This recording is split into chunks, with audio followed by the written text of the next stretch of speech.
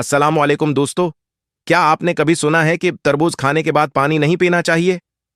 तो आइए आज इस मशहूर बात की हकीकत जानते हैं।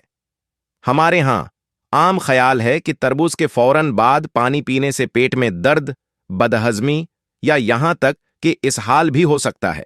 लेकिन क्या ये बात सच है? आइए देखते हैं।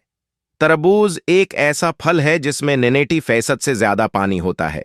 उसे खाने के बाद जिस्म हो सकता है को पहले ही काफी मिकदार में पानी मिल जाता है। अब साइंसी तौर पर देखा जाए तो कोई ऐसा सबूत मौजूद नहीं जिससे साबित हो कि तरबूज के बाद पानी पीना नुकसानदेह है।